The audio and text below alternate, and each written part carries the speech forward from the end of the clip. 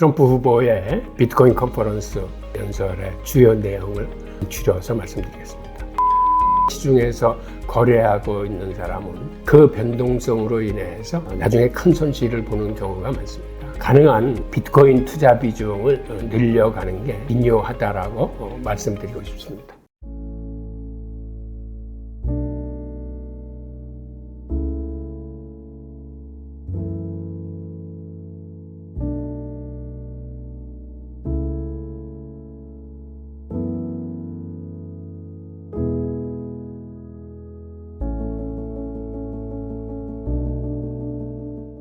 안녕하세요, 홍익희입니다. 이번 주 위클리 암호화폐 브리핑을 시작하겠습니다. 말씀드릴 순서는 지금 화면에 보이는 이 차례대로입니다. 먼저 트럼프 후보의 비트코인 컨퍼런스 연설의 주요 내용을 줄여서 말씀드리겠습니다. 트럼프는 친 비트코인 대통령이다 라고 언급하면서 궁극적으로 비트코인의 시가총액이 금의 시가총액을 넘어설 것이다 라고 말했습니다. 그리고 그가 당선되면은 비트코인 및 암호화폐 관련 대통령 자문위원회를 만들겠다라고 얘기하면서 여기서도 혹시 관심 있는 사람들은 연락하라고도 이야기를 했습니다. 그 다음에 미국이 암호화폐 시장의 중심국이 되도록 본인이 주도하겠다. 그리고 미국에서 비트코인 채굴을 할 수 있도록 적극 지원하겠다. 그렇게 하기 위해서는 우선 전력 문제를 해결해야 될 거다라는 얘기를 했습니다. 그리고 그는 취임 첫날 게리 겐슬러를 해고하겠다고 했습니다. 이때 관중들로부터 환호의 박수가 터져 나왔습니다. 그리고 본인이 대통령이 되면 CBDC는 발행하지 않겠다. CBDC는 개인의 프라이버시를 침해할 수 있는 거기 때문에 본인은 결코 CBDC 발행을 하지 않겠다라고 얘기했는데, 이거는 사실은 그렇게 되면 스테이블 코인의 강세를 의미합니다. CBDC의 대항마가 스테이블 코인이기 때문에, 그리고 스테이블 코인의 강세는 그대로 암호화폐 시장 전반의 활성화를 의미합니다. 왜 그러냐면 스테이블 코인이 암호화폐계에서는 그게 기축통화나 마찬가지입니다. 우리나라에서는 원화를 가지고 직접 암호화폐를 살 수 있지만 미국 같은 나라는 일단 들어가서 스테이블 코인을 사고 그 스테이블 코인으로 주로 암호화폐들을 삽니다. 그런 구조다 보니까 스테이블 코인이 늘어난다는 얘기는 암호화폐 시장 전체의 파이가 늘어난다는 얘기입니다.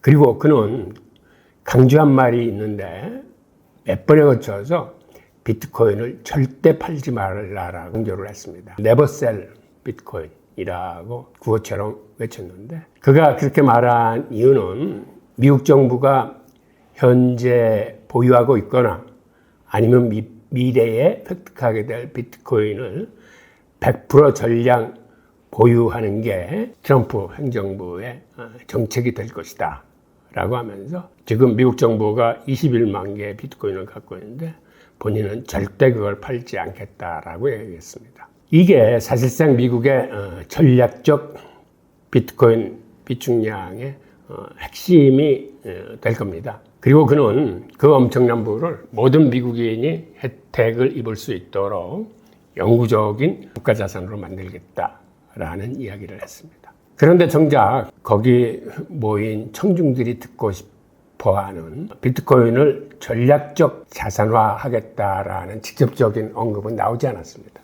그러다 보니까 이렇게 연설하는 내내 사실 비트코인 가격은 굉장히 흘러내렸습니다. 한마디로 하락세가 심해서 15분봉으로 보면 폭락하는 듯한 그런 모습이 보였습니다. 자, 트럼프의 연설이 끝난 후에 시장은 트럼프의 연설에 대해서는 오히려 크게 반등하지 않았지만, 이어서 나온 그 상원의원 발언의 전략자산 여기가 중점적으로 다뤄졌기 때문에 그때서부터 시장이 치솟기 시작해서 69,000달러를 회복을 했습니다. 그 내용을 한번 보겠습니다. 트럼프 전 대통령은 내슈빌에서 열리고 있는 비트코인 컨퍼런스에서 비트코인 팔지 마라, 미국은 비트코인을 가장 많이 보유한 국가다라고 강조했습니다. 그는 비트코인은 달러를 위협하지 않는다면서 금융 위협은 비트코인이 아닌 워싱턴 정치권에서 나온다라고 지적했습니다. 트럼프가 연설을 시작한 지 비트코인은 6만 7천 달러 선 아래로 폭락했으나 이후 등장한 러미스 상원의원 발언 덕에 이내 반등했습니다. 트럼프 연설 직후 단상에 오른 신시아 러미스 상원의원은 비트코인을 전략자산으로 비축하는 비트코인 비축법을 만들어서 미국 정부가 앞으로 5년 안에 비트코인 100만 개를 보유하도록 할 것이라고 그가 주도하는 법률안을 공개한 뒤에 비트코인 가격이 급등해서 6만 9천 달러 선을 탈환했습니다. 트럼프는 이번 비트코인 2024 컨퍼런스에서 비트코인은 전략적 국가 비축물이다. 내가 대통령이 되면 절대 팔지 않겠다고 했습니다. 암호화폐 투자자들은 일단 열광하면서도 국가 비축물이라는 표현에 고개를 갸우뚱했습니다. 트럼프는 미국의 사법부의 활동으로 인해서 압수한 비트코인을 언급하며 세계에서 가장 많은 비트코인을 보유한 정부가 바로 미국이라고 말했습니다. 그는 비트코인을 파는 것은 어리석은 짓이라며 팔지 말라고 거듭 강조했습니다. 그러나 국가의 재정으로 비트코인을 사서 비축하겠다는 말은 하지 않았습니다. 비트코인의 지위를 국가 비축물로 격상시켰지만 구체적으로 어떻게 비축할 것인지에 대해서는 여지를 남겼습니다. 트럼프가 무대에서 내려가자마자 공화당 신시아 루미스 상원의원이 올라와서 5년 내에 연방정부가 비트코인 100만 개를 비축하도록 하는 법안을 만들겠다고 선언했습니다. 국가 비축물을 어떻게 쌓을 것인지 방법론을 제시한 겁니다. 전략적 준비자산과 같은 방식으로, 즉 재무부 또는 연준을 통해 비트코인을 산다는 겁니다. 트럼프가 얘기한 국가 비축물이 더 넓은 개념이지만 영악한 트럼프는 정치적 부담이 될 수 있는 방법론은 이야기하지 않았습니다. 루미스 상원의원이 총대를 맨 겁니다.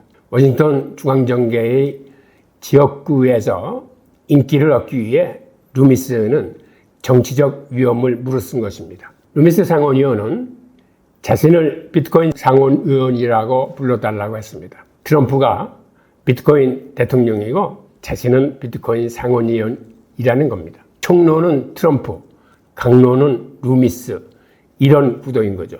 비트코인 컨퍼런스 2024가 끝났습니다. 트럼프가 1시간 늦게 등장해서 원래 30분 연설 예정이었는데 1시간가량 연설을 했고 암호화폐 산업계 지지자들로부터 두둑한 선거자금을 챙겨서 내주비를 떠났습니다. 다음 소식입니다. 바이든 사태로 미 대선 결과에 관계없이 친암호화폐 정부가 등장할 가능성이 높아졌다라고 프레스토가 분석했습니다. 싱가포르에 있는 암호화폐 연구기관인 프레스토는 바이든 대통령의 대선 포기로 인해 앞으로 누가 백악관의 주인이 되든 미국 정부가 디지털 자산 산업에 대해 보다 건설적 입장을 취할 가능성이 열려졌다고 밝혔습니다. 해리스 부통령이나 다른 민주당 경쟁자들이 이러한 길을 추구할지 여부는 지켜봐야 하겠지만 이전에는 거의 존재하지 않았던 선택의 여지가 이제 생겼다는 겁니다. 트럼프의 주요 경제정책이 낮은 금리와 저렴한 차입비용이 될 것이기 때문에 우리는 시장이 더 높은 수준으로 랠리를 펼칠 것으로 기대한다면서 이는 비트코인을 포함한 모든 위험자산을 확실히 지지할 것이라고 밝혔습니다. 다음 소식입니다. 민주당 의원 28명이 당의 암호화폐 입장에 대한 재설정을 촉구하는 서한을 보냈습니다. 미국 민주당 의원들이 민주당 전국위원회에 친암호화폐 정책을 수용하라고 촉구하는 서한을 보냈다고 27일 코인데스크가 보도했습니다. 와일리 니켈 하원 의원은 이날 비트코인 내슈빌 비트코인 컨퍼런스에서 카말라 해리스 부통령이 암호화폐를 이해하고 있으며 그녀의 초기 백악관 캠페인에서 이를 중요한 이슈로 삼을 수 있다고 말했습니다. 니켈 의원은 우리는 대선에서 완전히 리셋된 상태라고 이야기하면서 부통령으로부터 리셋을 얻기 위해 열심히 노력하고 있다고 덧붙였습니다. 니켈 의원의 발언은 28명의 민주당 의원들, 특히 하원 의원들이 당 지도부에 암호화폐 정책에 대한 리셋을 요구하는 상황에서 나왔습니다. 당의 일부 분파는 해리스 캠페인이 암호화폐에 대한 긍정적인 입장을 취할 것을 촉구하고 있습니다. 2024년 대선에서 암호화폐가 중요한 캠페인 이슈로 떠오르고 있으며 업계 지도자들로부터 수천만 달러의 모금이 이미 이루어졌습니다. 민주당은 도널드 트럼프 전 대통령이 비트코인과 암호화폐 지지자들에게 우호적인 입장을 약속한 데 비해 조 바이든 대통령 행정부와 금융 규제 당국의 강경한 태도에 반발하며 상당히 뒤처져 있습니다. 하지만 트럼프 전 대통령 역시 과거에는 암호화폐에 대해 비판적인 입장을 취한 바 있습니다. 그는 2017년서부터 2020년 백악관 재임 당시 비트코인을 사기라고 혹평하기도 했습니다. 니켈 의원은 트럼프 연설 전에 무대에서 트럼프의 이러한 정책 변화에 대해 지적했습니다. 빨간 마가모자로 가득 찬 컨벤션 홀에서 큰 야유를 받았습니다. 다음 소식입니다. 디지털 상공회의소가 해리스 부통령에게 암호화폐 지지를 촉구했습니다. 미국의 암호화폐 지지 로비단체인 디지털 상공회의소는 카말라 해리스 부통령에게 서한을 보내 민주당이 디지털 자산에 대한 진보적인 입장을 채택할 것을 촉구했습니다. 협회는 블록체인과 암호화폐 기술이 혁신, 경제성장, 금융 포용을 촉진할 수 있는 잠재력이 있다고 강조했습니다. 디지털 상공회에서는 해리스 부통령이 향후 대통령 선거에서 암호화폐 친화적인 러닝메이트를 고려할 것을 권고하고 디지털 자산 산업을 이해하고 지지하는 부통령 후보가 기술 친화적 유권자들과 암호화폐 커뮤니티에 큰 호소력을 발휘할 수 있다고 믿고 있습니다. 디지털 상공회에서는 또한 디지털 자산에 대한 더 지원적인 규제 환경을 조성하기 위해 관련 산업의 리더들과 협력의 중요성을 강조하면서 민주당이 암호화폐 분야 주요 이해 관계자들과 협력함으로써 빠르게 진화하는 분야가 바로 이 암호화폐 산업이 될 수 있도록 이번 기회에 암호화폐의 도전과 기회에 대해서 더 잘 이해할 수 있게 되기를 바란다는 겁니다. 서한은 해리스 부통령의 리더십이 민주당을 디지털 자산에 대해 더 지원할 것을 희망한다면서 마무리를 졌습니다. 디지털 상공회에서의 이러한 호소는 암호화폐 부분의 영향력이 커지고 있으며 이는 향후 정치적 의제를 형성할 잠재력이 가지고 있음을 강조한 것입니다. 다음 소식입니다. 영국의 주요 경제지 파이낸셜 타임스가 해리스 캠프가 코인베이스, 서클, 리플 등 암호화폐 기업과 접촉 중이라고 보도했습니다. 파이낸셜 타임스는 정통한 4명의 소식통을 인용해서 카멀라 해리스 미국 부통령 선거 캠프가 최근 주요 암호화폐 기업들과 접촉하기 위해 연락을 취하기 시작했다면서 소식통 중 2명은 해리스 캠프가 접촉을 시도한 기업 중에는 코인베이스, 서클, 리플 앱스 등이 포함된다라고 전했습니다. 이와 관련 해리스 캠프의 한 관계자는 암호화폐 업계와 접촉한다는 결정은 선거를 위한 기부금 유치와는 관련이 없다. 궁극적으로 암호화폐가 자산 클래스로서 성장하기 위해 필요한 규제 프레임워크를 만들고 그들과 건설적인 관계를 구축하기 위한 것이다 라고 전했습니다. 한편 사실 확인을 위한 파이낸셜 타임스의 논평 요청에 대해서 해리스 캠프, 리플, 코인베이스, 서클 모두 응답하지 않은 것으로 전해졌습니다. 앞서 도널드 트럼프 전 미국 대통령은 비트코인 2024 컨퍼런스 연설에서 해리스 부통령은 암호화폐에 반대한다며 게리 겐슬러 미국 증권거래위원장을 차기 재무부 장관으로 고려하고 있다라고 지적하면서 카말라 해리스 부통령을 비판한 바 있습니다. 다음 소식입니다. 디지털 자산 펀드가 3주 연속 플러스 흐름을 보이고 있습니다. 지금 아래 그래프에서 보시는 것처럼 지난 3주 연속 디지털 자산 펀드의 순유입세가 크게 증가하고 있는 모습을 보실 수 있습니다. 지난주에는 약 13억 5,300만 달러가 순유입됐습니다. 이렇게 디지털 자산 투자 상품에 3주 연속 자금이 유입되면서 암호화폐 시장 투자 분위기가 개선되고 있음을 볼 수 있습니다. 7월 20일 기준으로 이전 한 주 동안 전체 암호화폐 자산 펀드에 13억 5,300만 달러가 유입됐는데 이로써 2024년 누적 순유입액은 190억 달러를 넘어섰습니다. 자산별로 보면 비트코인 상품에 12억 7,700만 달러, 이더리움에 4,530만 달러가 지난주에 유입됐습니다. 그래서 이더리움 상품의 연간 누적 순유입액은 1억 달러를 돌파했고 이더리움에 대한 투자자들의 전망 개선이 반영된 걸로 보입니다. 이어서 솔라나가 960만 달러, 라이트코인이 220만 달러, 겟링크가 70만 달러, 리플이 50만 달러, 카르다노 40만 달러 순으로 순유입액이 기록됐습니다. 지난주에 13억 5,300만 달러가 유입됐는데 그 중에서 비트코인의 유입액이 12억 7,700만 달러로서 압도적인 비중을 차지하고 있습니다. 우리나라 암호화폐 거래자들은 비트코인이 아닌 알트코인 거래가 거래 총액의 83%에 달한다는 이런 통계가 있습니다. 그러니까 우리는 리스크 테이킹적인 이러한 투자 습관을 갖고 있는 걸 알 수 있는데 그러다 보니까 이렇게 알트코인에 치중해서 거래하고 있는 사람은 그 변동성으로 인해서 나중에 큰 손실을 보는 경우가 많습니다.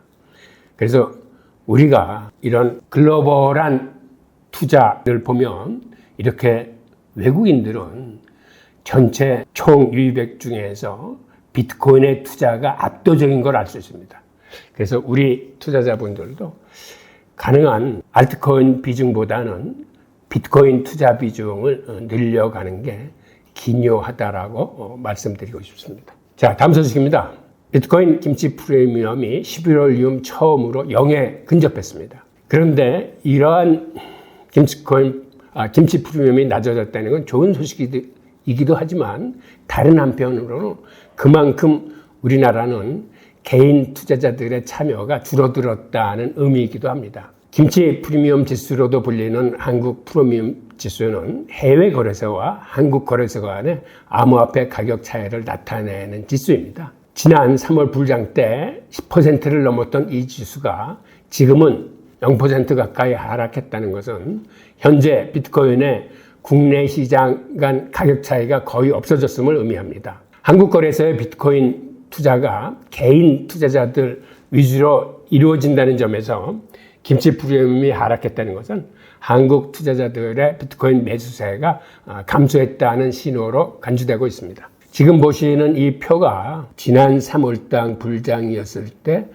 김치 프리미엄인데 이때는 10%를 넘기기도 했습니다. 그런데 이후 횡보장이나 하락장에서는 비트코인의 투자가 확 줄어들어가지고 지금은 거의 0%, 즉 해외 거래소와 한국 거래소 간의 비트코인 가격의 차이가 없을 정도로 줄어들었다는 얘기는 우리 한국인들이 이러한 횡보장이나 하락장에서는 비트코인을 거의 사고 있지 않다는 걸 의미하고 있어서 좀 안타까운 마음입니다.